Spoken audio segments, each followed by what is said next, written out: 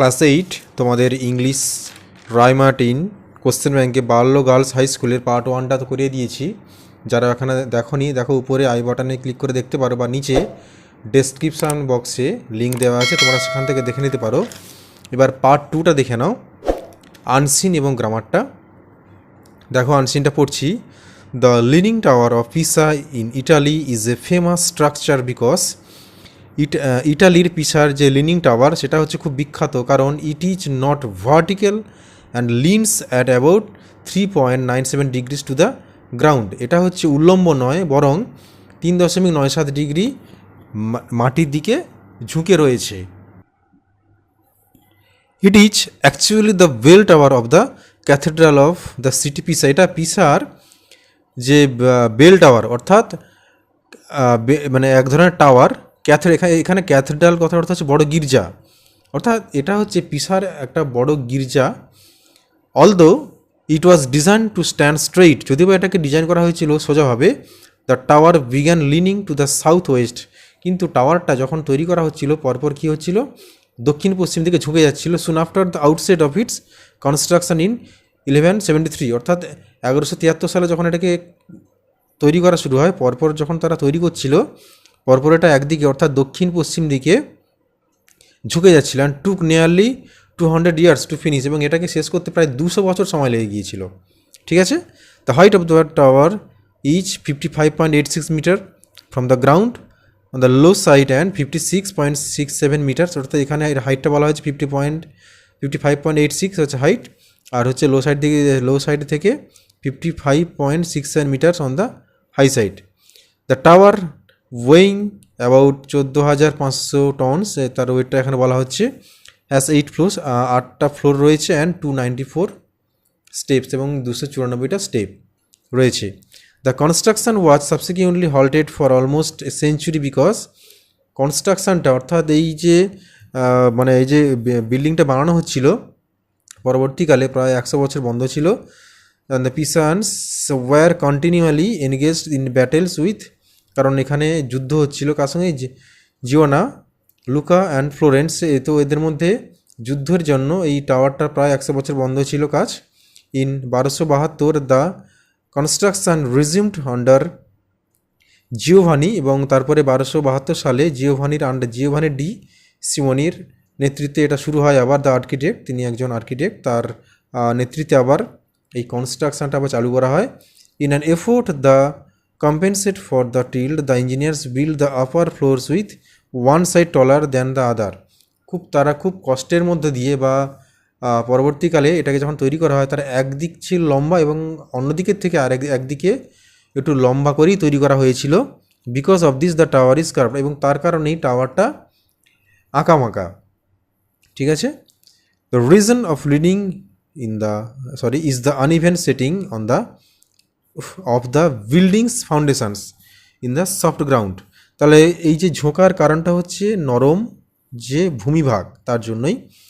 The underlying ground is made up of uneven layers of sand and clay. নিচের যে মানে ভূমিটা সেটা কীতে তৈরি ছিল, বালি এবং কাদা, মানে নরম আর কি। Because of this the fact that the layers are not even, এবং তার জন্য এই লেয়ারগুলো মানে যথাযথ ছিল না। The ground has compressed and it has sunk more in some place than in others. তাই জন্য মানে এক জায়গা থেকে আরেক জায়গায় বেশি মানে ঢুকে গিয়েছিল, নিচের দিকে ডুবে গিয়েছিল, অর্থাৎ নিচের দিকে বিল্ডিংটা, ওই জন্য বিল্ডিংটা একদিকে ঝুঁকে গিয়েছিল।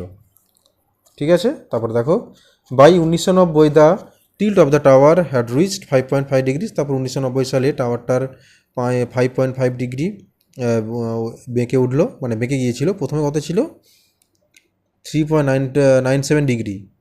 আচ্ছা না, তারপরে হচ্ছে 1990 সালে তারপর কত হলো, 5.5 ডিগ্রি।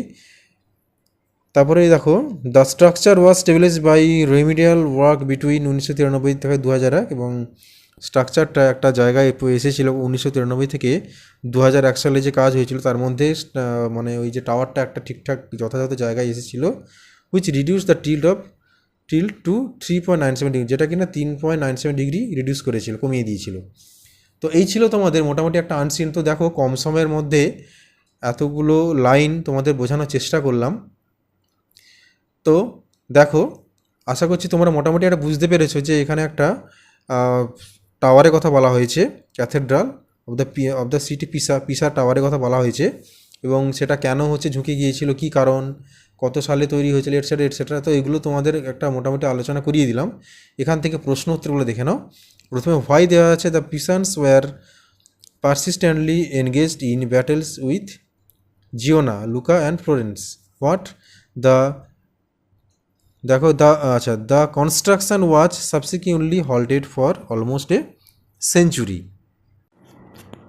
তারপরে দেখে নাও 2 দাগে, আচ্ছা আমি শুধু উত্তরগুলোই বলছি, ঠিক আছে। They try to compensate the tower. তারপরে দেখো 3 দাগে উত্তরটা, the layers are not even, the ground has compressed and it has sunk more in some places than in others, ঠিক আছে। এরপরে দেখে না ট্রু ফলসগুলো বিয়ের দাগে, the tower started leaning on one side many years after its construction started in 1173, এটা false হবে। সাপোর্টিং স্টেটমেন্ট দেখে নাও, the tower began leaning to the south west soon after the outset of its construction, ঠিক আছে। এখানে many years আছে কিন্তু, but এটা অ্যাকচুয়ালি সুন হবে, ঠিক আছে। এবার দেখো 2 দাগে, the construction of the tower was halted for a long time, এটা ট্রু হবে। The construction was subsequently halted for almost a century, ঠিক আছে। এরপরে দেখে নাও 3 দাগে, আচ্ছা 3 দাগে সাপোর্টিং স্টেটমেন্টটা লেখা হয়নি, the tilt of the tower had reach 3.97 degree by the 20th century. দেখো আচ্ছা এটা এটা এটা ট্রু হবে। এর সাপোর্টিং স্টেটমেন্টটা এখানে এটা লিখবে, আমি এটা লিখতে খেয়াল করিনি। দেখো, the structure was stabilised by remedial work between 1993 and 2001, which তাহলে দেখো এটা অর্থাৎ এখানে বলা হচ্ছে অর্থাৎ 20th সেঞ্চুরি, অর্থাৎ 2001 সালের মধ্যে, তাই যেহেতু এটা হয়েছিল তাই জন্য এটা ট্রু হবে, ঠিক আছে। তারপরে দেখে নাও সি এর দাগে, fill in the blanks with suitable words from the passage, suitable passage নিয়ে লিখতে মানে ওয়ার্ড নিয়ে লিখতে হবে। প্রথমটা হবে, the supermarket was designed by a famous architect. তারপর দেখো, the officer gave the right command to his followers. তারপর দেখো, the chicken was marinated with several layers of spices, ঠিক আছে। এরপরে দেখে নাও গ্রামারগুলো। আচ্ছা ভিডিওর মাঝে আরেকটা কথা বলে রাখি, তোমাদের যদি কোথাও কোনো বুঝতে অসুবিধা হয় তোমরা কিন্তু অবশ্যই কমেন্ট বক্সে কমেন্ট করবে, কারণ ভিডিওগুলোকে আমি খুব কম সময়ের মধ্যেই আমি ফিনিশ করার চেষ্টা করি। তাই যদি কোথাও বুঝতে অসুবিধা হয় তোমরা অবশ্যই কিন্তু কমেন্ট বক্সে কমেন্ট করে জানাবে, এবং আমি তার প্রবলেমগুলোর সলভ করার চেষ্টা করে দেবো, ঠিক আছে।